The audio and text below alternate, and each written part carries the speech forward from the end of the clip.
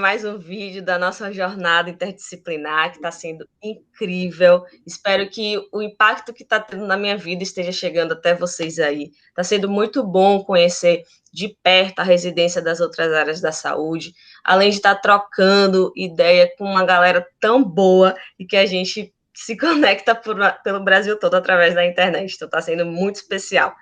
Hoje a gente vai falar de uma área que é muito importante e que também é muito querida por mim, que é a psicologia.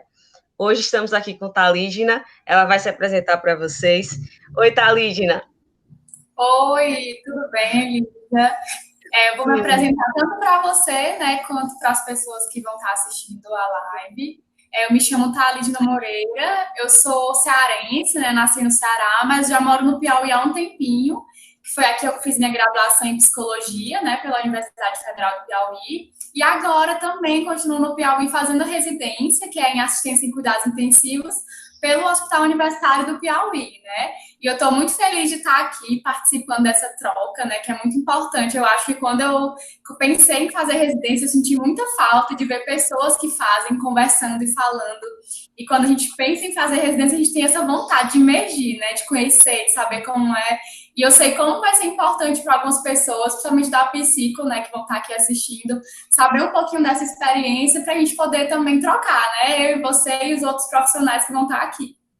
É verdade, Thalígena. Eu queria te agradecer pela sua presença. Muito obrigada por ter aceitado o convite. E não tenho dúvidas que vai ser muito especial mesmo. Bom, Thalígena, para a gente começar, eu queria que você contasse aqui para o pessoal o que foi que te motivou a fazer a residência, né? O que é que você pensou, quais são as suas ambições, suas expectativas, por que você quis fazer a residência? Bom, para falar um pouco disso, eu tenho que falar um pouco da graduação em psicologia, né? A graduação em psicologia ela é uma graduação generalista, então a gente estuda para atuar em vários campos, né? Tanto na saúde como na área mais clínica, em hospitais, em escolas, instituições. Então, é uma formação que você sai para ir para qualquer lugar, mas que para você conseguir atuar bem em algum serviço, você tem que se especializar, né? E chegou no final, acho que faltando 3 períodos para terminar minha graduação, que é de 5 anos, e eu comecei a me perguntar, o que é que eu vou fazer depois daqui, né? Porque a área, e depois que você se forma, acho que muitos profissionais sentem isso, né? O que eu vou fazer? Será que eu vou arranjar um emprego? Será que eu vou voltar para casa dos meus pais, né? Eu que morava em outro estado. Então, eu comecei a ter um monte de questionamento sobre o que eu iria fazer e que tipo de profissional eu ia ser, que eu acho que essa também era uma grande questão, né? Porque como a gente estuda muitas coisas ao mesmo tempo, acaba que a gente sente falta de algo mais específico, né? E foi aí que eu comecei a ter mais ou menos uma crise, né, dentro da graduação, que eu acho que muita gente passa por esse momento. E eu comecei a pensar, meu Deus, o que eu vou fazer? Será que eu volto para casa, vou estudar para um concurso, eu tenho instalação de um mestrado? Só que eu via que as duas coisas tinham um porém, né? Se eu fosse, né, para um concurso, eu ia só trabalhar, para o mestrado eu ia só estudar. E eu encontrei aí um meio termo, né, que era a residência. E quando eu comecei a estudar e pesquisar sobre residência, né, na verdade eu nunca tinha ouvido muito falar sobre residência em psicologia, né? Eu fui me aproximar um pouco, né, sobre essa possibilidade no final da graduação. E aí, quando eu descobri, como eu te falei, foi aquela imersão, né? Comecei a pesquisar, querer saber sobre pessoas que faziam, né, residência. Porque muita gente tem até a impressão de que se eu faço residência, eu sou médica, né? Tem muita gente Isso. no Uber, né? Você trabalha no HU? Não, eu faço residência. Ele, qual é a área da medicina que você tá e tal? Aí eu tenho sempre que explicar porque parece algo novo, né? Foi algo novo para mim Isso. e também para as outras pessoas. E aí, que nesse momento que eu descobri, bom, na residência eu vou estudar, eu vou trabalhar, eu vou adquirir experiência, que eu acho que é uma coisa que eu senti ainda em mim, essa insegurança enquanto prática profissional, eu precisava disso. Vou ter um supervisor que vai me orientar e eu ainda vou ganhar uma bolsa, né, para me custear, não vou precisar voltar para casa dos meus pais, eu vou ter que continuar dependendo deles, né, nesse momento. Então, quando eu descobri e comecei a pensar na residência, foi realmente isso. Bom, era o que eu estava precisando, sabe? E assim, como eu te falei, a minha graduação ela foi muito geral. E eu hoje atuo no hospital, mas eu nunca tinha tido uma disciplina de psicologia hospitalar, né? E as disciplinas que eu tive de saúde pública, saúde coletiva foram muito poucas. Minha graduação foi realmente para atuar na clínica, né? Então, quando eu decidi que queria fazer residência, para mim foi um desafio enorme, que eu tinha que começar do zero, sabe? Começar a estudar psicologia hospitalar, a legislação do SUS, que eu, sinceramente, eu não tinha mínima noção, né? Então, foi um desafio muito grande, mas você passar por tudo aquilo, todo aquele sofrimento, estudar e conseguir passar e estar hoje na residência, embora o contexto que a gente esteja vivenciando seja muito delicado, é uma felicidade que não tem tamanho, sabe? Eu me sinto orgulhosa por eu ter conseguido, né? Por eu estar aqui e estar tendo essa experiência que é incrível, né? Não só para mim, de estar como psicóloga no hospital, mas de estar junto com a equipe multi, né? Que a gente vai falar um pouquinho ao decorrer, que eu acho que está sendo essencial para a minha formação, né? Não só a preceptoria em psicologia, mas a atuação junto com todos os profissionais, né? Tá, Lídia, como é que foi assim, a sua preparação para o processo seletivo da residência e como é que é a prova, o processo seletivo aí? Como foi minha preparação e como foi a seleção, né? Eu participei de 2 seleções, né? Uma eu fiz para a cidade em qual eu fiz minha graduação, que era para atuar na área da saúde da família, né? Que eu fiz a prova. E nessa prova, vou falar das duas para mostrar mais ou menos como é que tem essas diferenciações, né? A primeira prova que eu fiz, 50% da nota era estudo teórico, né? Era a prova escrita, e outros 50% era conteúdo realmente em relação ao currículo, né? Vai analisar o currículo da pessoa. A segunda prova que eu fiz, que foi a residência que eu escolhi, que é em cuidados intensivos, ela tem 3 fases, né? 90% da nota é parte escrita, né? A prova escrita, 5% é o currículo e o outro 5% é a entrevista, né? Então, eu acho interessante até falar para as pessoas que estão nos ouvindo que são muito diferentes as seleções, né? E dependendo do seu perfil, é interessante que você analise essa situação na hora de escolher a prova de residência. Por exemplo, essa primeira que eu fiz, né? As pessoas que foram muito bem na prova, né? Mas não tinham um currículo tão bom, como valia 50%, 50%, as pessoas que foram muito bem na prova, mas não tinham um currículo tão grande, não foram selecionadas. A segunda prova que eu também fiz, né? Que 90% é prova. Então, você tem que ser realmente na questão teórica, né, na prova escrita, e os 5% do currículo da entrevista realmente é só para diferenciar algumas questões, né? Então, é importante a gente falar também dessa diferenciação que tem, né? Tem vários tipos de residência. No meu caso, é em hospitalar em cuidados intensivos, mas dentro do hospital também tem outra residência em que tem psicologia, que é na alta complexidade, né? Nós temos residência em saúde da família, oncologia, em cuidados paliativos, né? Tem várias áreas, né? Então, você vai procurar realmente de acordo com a área que você tem mais interesse, mas também prestando atenção a essas questões relativas ao processo seletivo, né? E como é que foi essa minha preparação? Primeiramente, como eu te falei, eu não sabia nada do que ia cair no conteúdo, né? Eu tive que começar, mesmo de pouquinho, 1 ano e meio antes de fazer a prova, eu comecei meus estudos, né? De pouquinho em pouquinho, porque eu também estava fazendo a graduação, então realmente ficava um pouco corrido. Primeira coisa que eu fiz foi pegar o edital da primeira residência que eu queria fazer. Aí eu peguei o edital, colei na parede do meu quarto e eu ia marcando com um marca-textozinho tudo que eu ia fazendo, que eu achava que me ajudava a ver aquele conteúdo todo, que eu não sabia nada, mas que ao tempo que eu ia estudando, eu ia aprendendo, eu ia marcando, sabe? Então, como é que eu fiz? Primeiramente, eu foquei naquilo que eu tinha mais dificuldade, né? Que era a questão de legislação, de políticas públicas, que realmente foi uma falha muito grande da minha graduação, não tive muita formação em relação a isso. Então, como é que eu fazia? Eu pegava a legislação, eu lia completa, né? Eu fazia revisão, eu respondia questões, depois eu revisava, né? Pelos resumos que eu fazia. Então, eu fui dando prioridade para esses conteúdos que eu não tinha nenhuma afinidade, né? Epidemiologia e outras questões que realmente tinha essa dificuldade na minha formação. Os outros assuntos, como teoria de técnicas psicoterápicas e psicopatologia, que eram temas que eu já dominava, que eu já via na graduação, eu ia realmente fazendo alguma leitura por cima e pontuando, né, aquelas questões que eu tinha mais dificuldade para responder questões, né? E eu acredito que isso me facilitou muito, né? Eu quero até compartilhar para vocês, né, que eu cometi um erro muito grande na minha primeira prova, né, que eu tinha muito conhecimento sobre psicopatologia, um exemplo. E eu perdi muito tempo lendo um livro enorme que tinha no edital sobre psicopatologia. Quando chegou na prova, caiu uma questão de psicopatologia e essa questão responderia mesmo só com meus conhecimentos já da faculdade. Então, Então, eu acho importante a gente separar os conteúdos, inicialmente naqueles que eu tenho dificuldade, naqueles que eu já tenho domínio. Porque se você perde muito tempo naqueles que você tem domínio, porque às vezes a gente até se atrai, né? Ah, mas eu gosto desse tema, então eu vou estudar mais. Só que quando chega na hora da prova, os outros temas que você não tem conhecimento, eles vão pesar muito, né? Então, eu comecei com raciocínio, né? De já começar a diferenciar. E foi isso que foi me facilitando, né? Outra coisa que eu usei como estratégia nos meus estudos foi que nós temos artigos, né? Temos resoluções, temos leis e temos livros, né?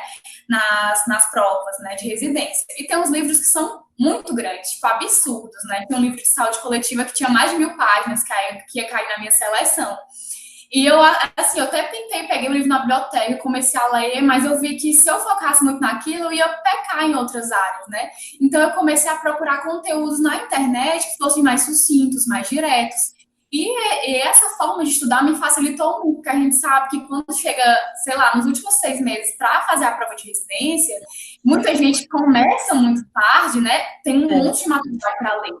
Aí a pessoa vai ver um livro, não tem esse livro, vou comprar esse livro.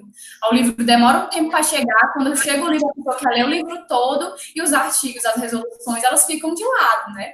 Então, a dica que eu dou para as pessoas é foquem naqueles conteúdos que já tem, assim, mais fáceis, artigos, resoluções, que você sabe que vai cair, né? Quando tiver livros muito grandes, né?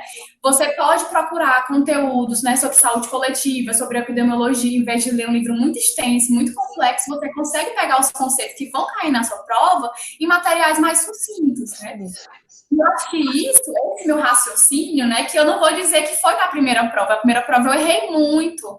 Eu estudei muito, mas eu errei muito também. Inclusive, a minha diferença da minha pontuação na primeira prova para a segunda já foi gritante, né? E, assim, outra coisa que eu queria falar é a preparação, né? Que antes de realmente sentar para começar a estudar, eu peguei o edital, como eu falei, colei na minha parede e vamos baixar todos os conteúdos que estão disponíveis, né? As legislações, os artigos, os materiais, e colocava uma pastinha lá no meu computador. À medida que eu ia sentar para estudar, né? Quando eu chegava da graduação, dos estágios, eu abria a pasta, escolhia o conteúdo que ia ler e já começava a ler. Porque se você perde um dia ou dois separando esses materiais, se organizando, na hora que você chega depois para estudar, você só senta e pega o material e lê, né? E não perde aquele tempo enorme procurando, né? E eu acho que isso acaba desgastando muita gente, né? Pelo menos eu tinha percebido isso antes dos meus estudos. Eu sentava para estudar, antes de pensar dessa forma, e eu começava a baixar 5 artigos. Aí eu ia ler o resumo do artigo para ver qual é que eu ia ler, demorava um tempão, passava 2 horas, quando eu via, já estava na hora de dormir, eu não tinha lido, sei lá, 5 páginas do artigo, né? Então, eu acho que essa preparação, esse momento que você tem que ter antes de começar a estudar... No caso, Thalidna, a sua prova foi também 50% análise curricular, não é isso? Sim. Como foi sua preparação na graduação para essa questão prática, né? Essa questão, como foi? Certo. Desde o início da graduação, eu tinha um pensamento, né? Que eu não sei para que eu vou precisar dessas coisas no currículo, mas eu sei que um dia eu vou precisar. Então, mesmo antes de saber que eu ia fazer residência, se eu ia fazer um mestrado, se eu ia fazer qualquer outra coisa, eu pensei, vou aproveitar as oportunidades que eu vou ter na graduação para tentar ter um currículo, que possa ser um diferencial, porque quando eu chegar lá no final da graduação, eu não fico arrependido das coisas que eu não fiz, né? Então, como eu estava em uma faculdade que era pública, né, instituição federal, tinha muitas oportunidades, né, de iniciação científica, monitoria, muitas delas eram remuneradas, que também já era um plus a mais, né, você tanto se estudava para conseguir para o currículo, como já ganhava uma bolsa que ajudava, né, você se manter. Eu participei muito de congressos, fiz artigos, eu me envolvi em tanta coisa que tinha um momento da graduação que eu olhava e falava, meu Deus, eu tenho que parar de me meter em tanta coisa. Mas assim,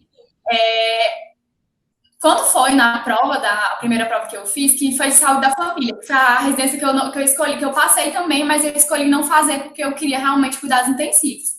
Essa que foi 50% nota, 50% currículo, né? Quando chegou nessa prova, que foi a primeira prova que eu fiz, que eu disse que eu estudei muito, mas também errei muito, na hora de responder as questões, eu acertei uma pontuação muito boa, Só que outras meninas ficaram, né? A maioria, inclusive, eram meninas, né? Ficaram acima de mim na prova escrita. Só que quando foi na hora do currículo, como eu já tinha me preparado desde o início da graduação, eu subi para segundo lugar, né? Nessa prova. E nesse momento que você vê, algumas pessoas, né, até meio que criticavam, assim, essa forma de escolha, né, de divisão de prova, né, que é currículo e nota de prova, mas só que, de um certo modo, embora algumas pessoas tivessem tirado mais, né, do que eu na prova escrita, eu sabia que eu tinha tido um esforço muito grande antes, né, que não começou nos 6 meses antes da prova, mas que iniciou lá no Na final. graduação, né? Sim. Verdade. Mas, assim, uma coisa que eu também penso, né? Não é porque você não iniciou cedo na graduação com o seu currículo que você não possa conseguir agora, né? Algumas meninas conversaram comigo que já se formaram, que não tiveram possibilidade de estudar no Instituto Federal, que tem mais chances, né, de conseguir essas questões de entrar currículo. Conversaram comigo e a gente viu que tem outras possibilidades, né? Você pode fazer artigo, você pode ir para congresso, você pode fazer mini curso, fazer alguns cursos diferentes. Pode conversar com os amigos, pegar aquele texto lá, aquele trabalho da graduação e enviar para uma revista, né? Tem outras formas de você conseguir manejar essa estratégia do currículo, né? Para que você consiga, né, pontuar bem nas dois polos, porque se um edital ele cobra duas coisas, não tem como você achar que você vai focar só em um, que você vai conseguir, né, ter o êxito naquela aprovação. Por exemplo, o edital que eu fiz, a segunda prova, né, que foi para cuidados intensivos que eu passei, que eu escolhi ficar na residência, 90% era a prova. Então, eu acho que muita gente que não tem um currículo tão bom, assim, tão completo, poderia ter ido para essa prova com o pensamento de que, bom, eu vou me esforçar muito na prova para conseguir, porque eu sei que tem pessoas que têm um currículo muito grande, mas nessa prova o currículo só vale 5%, né? Então, por isso que eu acho, tira um tempo para estudar não só o material, mas estude o edital. Porque se você se conhece seu perfil, conhece o perfil do edital que você vai fazer, você vai conseguir ter um estudo e uma preparação muito mais eficaz do que você começar a estudar, né, a doido, assim, os conteúdos, sem ter essa preparação, né? A residência, Thalígena, como é que ela é estruturada no sentido, assim, de estágio? No caso, como é cuidados intensivos, vocês rodam o tempo todo na UTI? Tem aula, tem prova? Conta mais um pouquinho pra gente. Como eu falo, minha pós-graduação é em cuidados intensivos, né, a residência. Eu acho que, basicamente, as residências são muito parecidas às multi, né, são 2 anos, são 70 horas semanais, e as horas são divididas em 80% prática e 20% teórico, né, e a gente vê, só 20% teórico, mas parece que na hora que você está tanto tempo trabalhando, quando chega os trabalhos, as atividades, parece que essas 20% são mais, né. Isso. E a gente tem, né, na residência, para quem não sabe, a gente tem férias sim, temos 30 dias de férias, que são divididos entre 2 vezes ao ano, né? Entre 15 dias, fica outros 15 dias. E a minha residência, ela ocorre com 60 horas, como eu falei, de 7 da manhã às 7 da noite, né? A gente tem de segunda a sexta, a gente tem o final de semana, nesse caso, livre. E a minha residência, como eu falei, ela é em cuidados intensivos, mas a gente não fica só na UTI, o que eu achei um ponto muito positivo, né? Você também entender como é que acontece o paciente chegar na UTI, né? O que acontece quando o paciente sai da UTI? Então, a gente fica na UTI também, mas a gente já vai para outros postos, como clínica médica, já fui para clínica médica, clínica cirúrgica, a gente vai para oncologia, a gente também vai no hospital infantil, que também tem UTI. Então, a gente conhece não só o processo ali dentro da UTI, como também, né, outros campos que também são importantes, né? E eu acho que a residência, ela traz para a gente uma experiência prática tão rica que você, independentemente de onde você esteja, né? Se é na saúde coletiva, se é na alta complexidade, no cuidados intensivos, você consegue ter uma experiência tão rica que não fica só ali, né? Estreita a um único campo, a um único local, mas é bem mais ampliado. Eu acho que outras coisas sobre a residência é que a gente tem as preceptorias, que são os profissionais que vão estar com a gente lá dentro do campo. Eu acho que também foi isso que me fez escolher a residência, que eu não tinha necessidade de ter alguém ainda comigo, né, para me ajudar, para me pontuar, para me fazer ampliar meu olhar para algumas questões que eu ainda, com a minha inexperiência profissional, acabei de formar, eu colei grau agora em março, né, então eu necessidade de ter alguém comigo, né, para me auxiliar, para me ajudar, para me pontuar coisas. E a gente também, além do preceptor em campo, a gente tem um tutor, né, que tem as nossas aulas, que são aulas dos eixos específicos da psicologia, e as aulas do eixo transversal, né, que são toda a equipe multijuntas, e que eu acho que essa divisão é muito importante, que é importante você ter especificidade no seu saber, mas também você saber trabalhar em equipe, não só no campo da prática, né, mas você desenvolver esses estudos teóricos também, né, uma possibilidade muito rica que a gente consegue na residência, né. Massa, Talígina. No caso, prova vocês também não têm, né? Provas, Hã. avaliação temos. Tem? Ah, tem. Tem muitas avaliações. E assim, como eu falei, né? Parece que às 20 horas extrapola. A gente tem estudo de caso, a gente tem muito estudo de caso, tem muito trabalho. A gente nunca teve prova escrita. Eu não sei se é por conta da pandemia, nossas aulas estão sendo online, né? Então tá tendo prova escrita, mas trabalho escrito, apresentação, estudo de casa, é só o que tem. Então a gente tá meio que atolado ainda nessas coisas, né? Entendi. Taligina, essa foi até uma dúvida de uma seguidora, que na verdade é uma dúvida frequente. Até aqui no canal a gente já falou sobre isso, da intersecção entre a psiquiatria e a psicologia. Mari fez um vídeo com Jéssica, agora que é no enfoque mesmo no contexto da residência.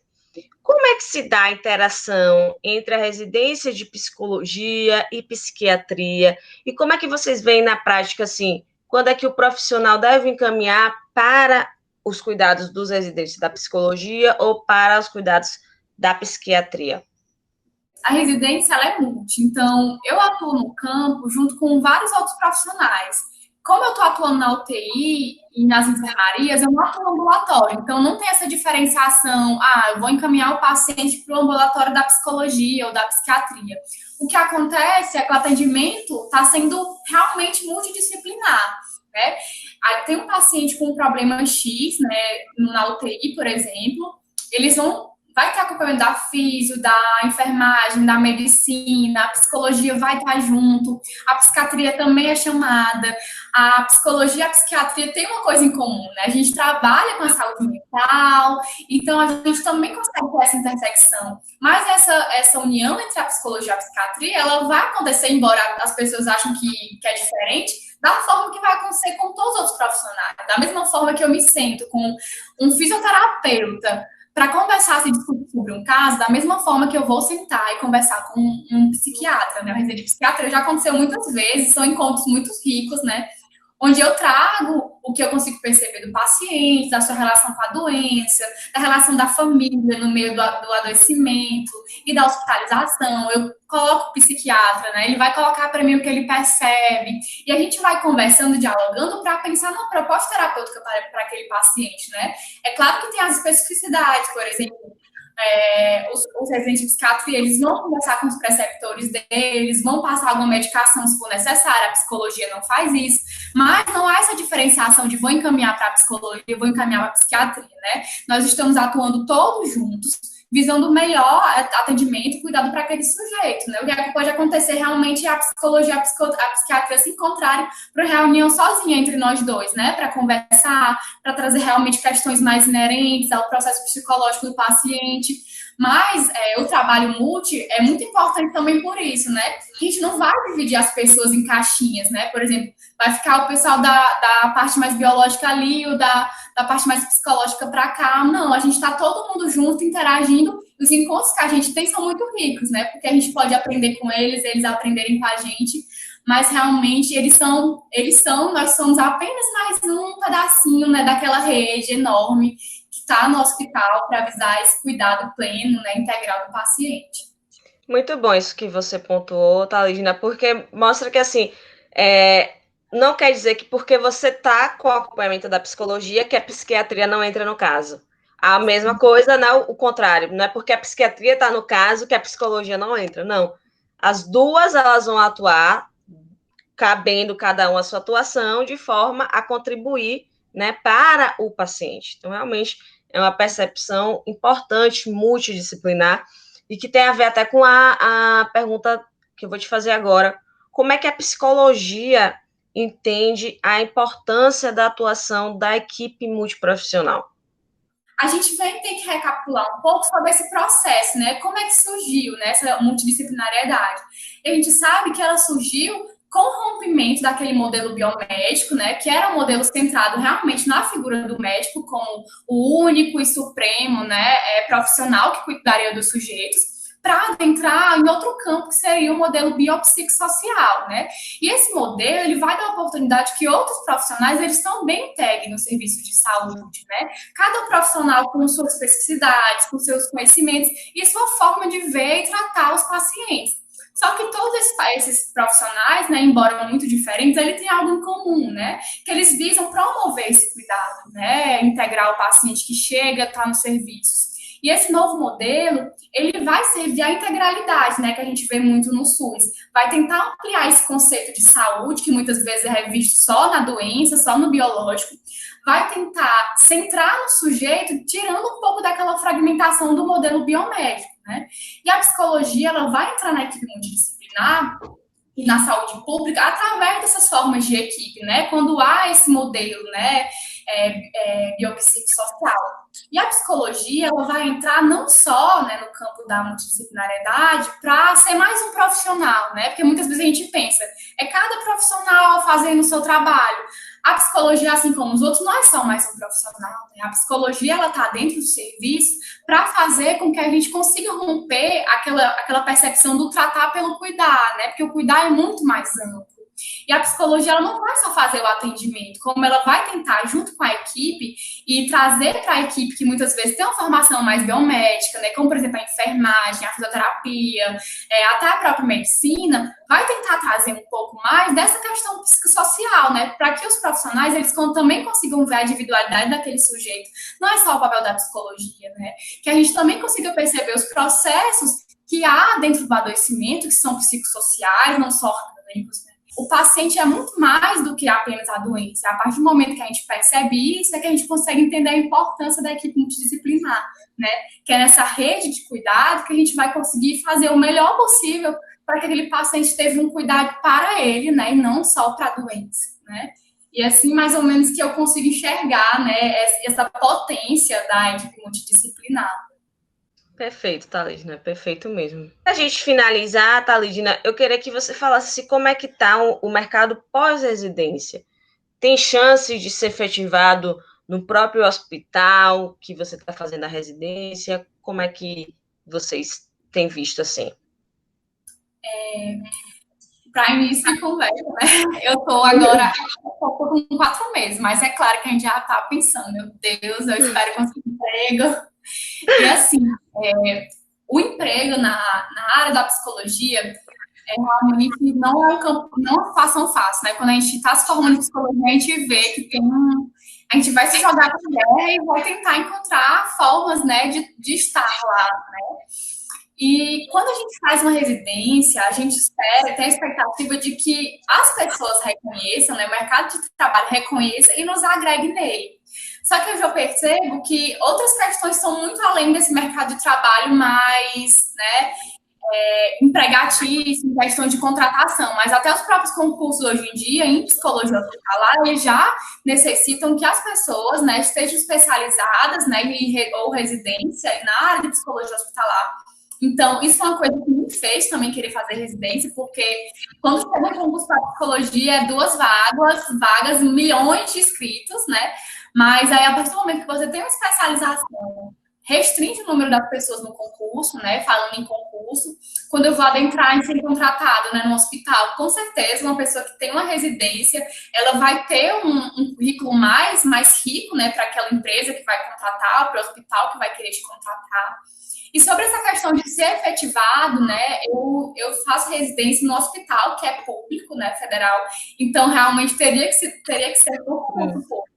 E essa realmente é uma das minhas metas, né, depois da residência, é esperar que esses concursos venham, para que eu também consiga me inserir dentro desses espaços, né, e atuar como psicóloga, quem sabe futuramente como preceptora, né, porque quando você faz residência, você acredita na residência e você vê a potência que ela tem para uma formação.